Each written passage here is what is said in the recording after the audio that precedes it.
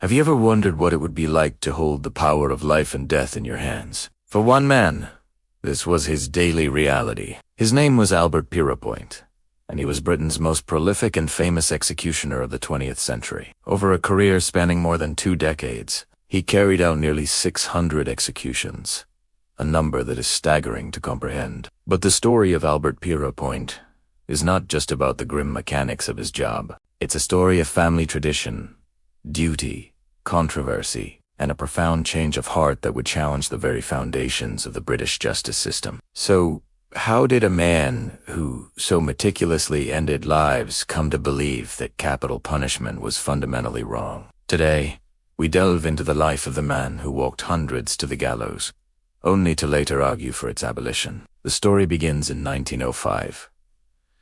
Albert Pierrepoint was born into a family where the profession of executioner was, strangely enough, something of a family business. His father, Henry Pierrepoint, and his uncle, Thomas Pierrepoint, were both official hangmen. From a young age, Albert was aware of his family's unusual line of work. He even wrote in his school essays that when he grew up, he wanted to be an official executioner. While this might seem morbid to us, for him, it was a respected, if somber, public service. He saw it as a profession that required skill, precision, and a steady nerve qualities he believed he possessed. In 1932, at the age of 27, Albert's childhood ambition became a reality. He was accepted onto the Home Office S list of official executioners and began his career as an assistant. For 8 years, he learned the trade under the guidance of more experienced hangmen, including his own uncle. An assistant's role was crucial. They were responsible for helping to pinion the condemned person's arms, escorting them to the gallows,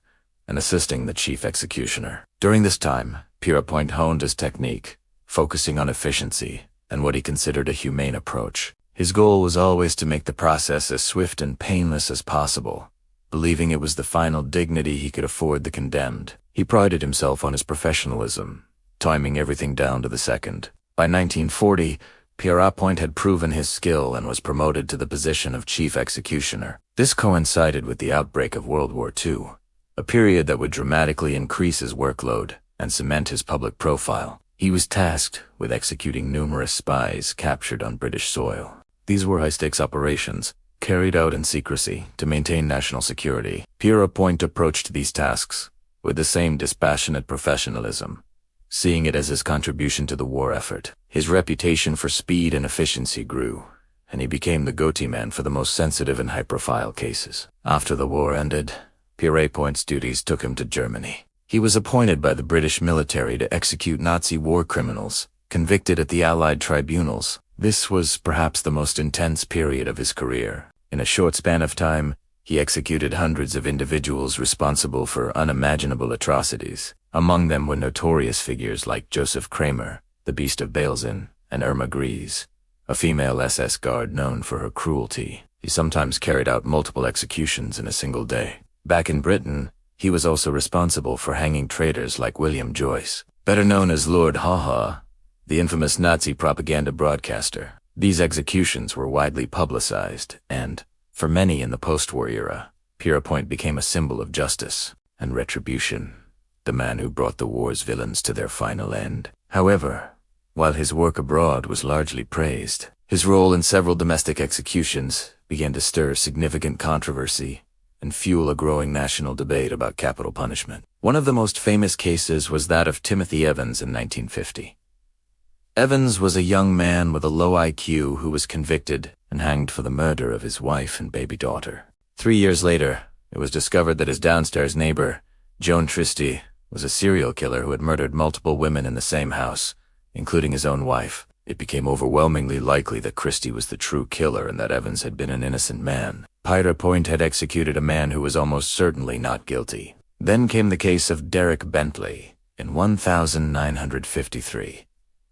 Bentley was a 19-year-old with learning difficulties who was involved in a robbery with a 16-year-old accomplice, Christopher Craig.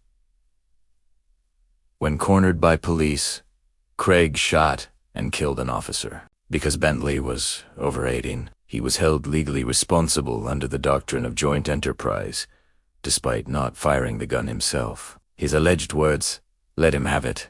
Grese were interpreted by the prosecution as an order to shoot. Bentley was sentenced to death.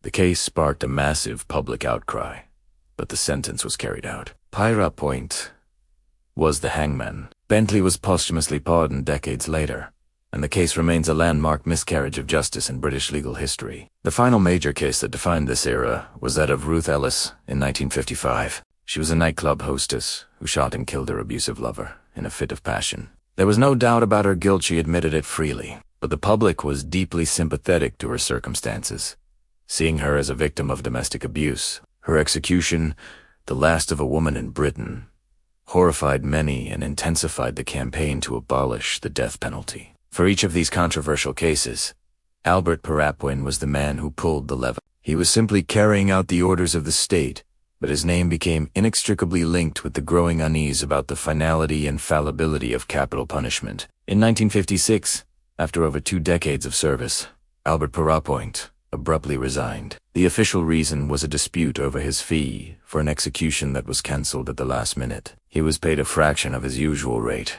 and he saw it as an insult to his professional standing. But many believe there was more to it. The cumulative weight of his experiences, especially the controversial cases, likely played a significant role in his decision. After leaving his grim profession, Pierrepoint and his wife, Anne, ran a pub near Manchester. For years, he was a local celebrity, the former hangman pulling pints. Customers would often try to get him to talk about his past, but he mostly remained silent on the subject. That silence was finally broken in 1974 with the publication of his autobiography, Executioner.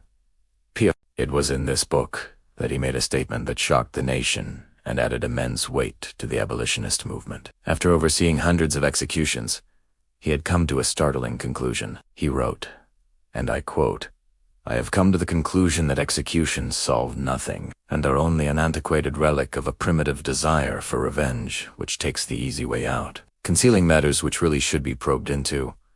He argued that capital punishment did not act as a deterrent. He had seen fear in the condemned, but he never saw it as a preventative measure. Coming from the man who had more experience with the death penalty than anyone else in the country, his words were incredibly powerful. They confirmed what many abolitionists had been arguing for years. By the time his memoir was published, capital punishment in Britain was already a thing of the past. It had been suspended for murder in 1965 and formally abolished in 1969. Pierrepoint's later reflections served as a powerful epilogue to the long and often brutal history of the death penalty in the UK. Albert Pierrepoint passed away in 1992 at the age of 87.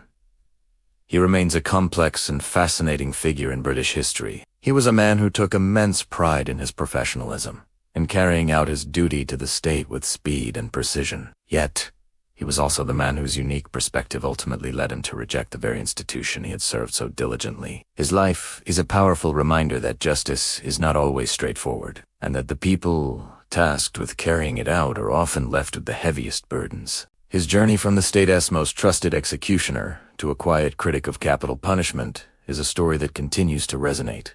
A final, compelling chapter in the life of the last hangman.